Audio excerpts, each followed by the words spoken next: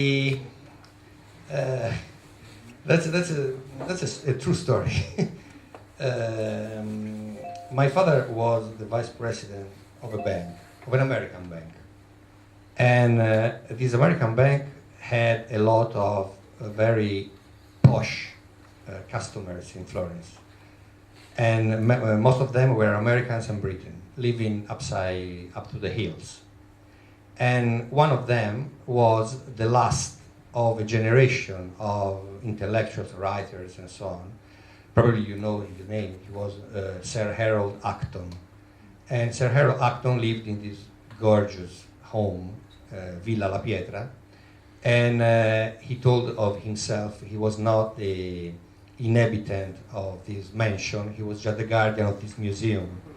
And he was a very, very old, very wise, very elegant, and he wrote a lot of books, and he always recalls the times of D.H. Lawrence or Francis Scott Fitzgerald, and so on. And I was very young, I was quite 20, and it was the beginning of the '80s. And I don't want to say I was revolutionary, but I said it's very easy to appreciate Florence in a place like this. And he said another argument that we had is it was about a book.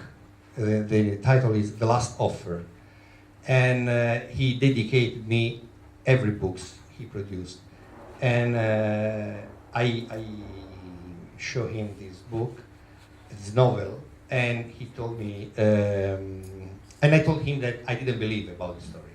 The story is about three pictures, the same picture of El Greco, and one was authentic and the other two were false, but nobody knew which one. And I remember that he told me, why don't you believe it?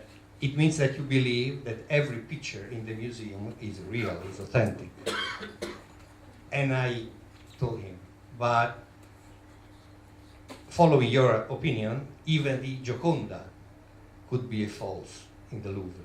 And he watched me, and he said, I have a lot of friends having pictures that everybody shows, admire in the museums. But it doesn't matter if it's authentic or false. It's important, it's beautiful. And I said, but it's hard to understand beauty. And he said, that's not an answer from you. I said, why? Because you come and you live in Florence, and here everything is beauty. Even if you are born, and he told a lot of neighbors, quite popular, quite old, quite shabby, and he told, if you are born in Florence and if you live in Florence, you know beauty. And if you fill your head and your heart with beauty, it makes good for your conscience, and you rise up well as a person. That's what Sarah Harold told me.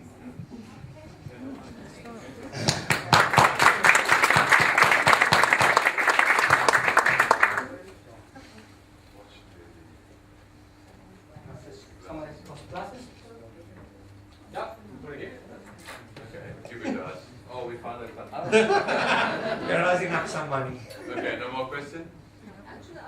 Yes, We are here for this. Free of charge. Do you send Even this, free of charge.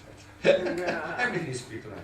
do you send e-newsletters to update us about the museums, what is going on, the exhibitions, Yeah. and everything? All our partners are included in a list of a specific newsletter, which we don't know why, even twice or 3 times a week. Whenever there is a new, you receive a specific newsletter indicating you the new services, because in 550 it's very hard to understand what's new and what's old, and it happens automatically. Yeah. You will hold real or fake? Yeah. Well, you know, we represent the Italian government through its board in North America, and so we are very, very close to the activities of the enterprises, the private company like yours. And, but our mission is to develop the knowledge of the different part of Italy. Everybody knows Rome, Florence, and Venice, maybe now Naples, so Sicily, but we know that we have a very different places around our peninsula. Yeah. And may you, in your project, in your future vision, you include more museums, for instance, because we have a different presentation. Next year we have a new one presentation. And that's very important because we can explain and we can enlarge the activities through. Yeah. We are between two opposite forces. Our experience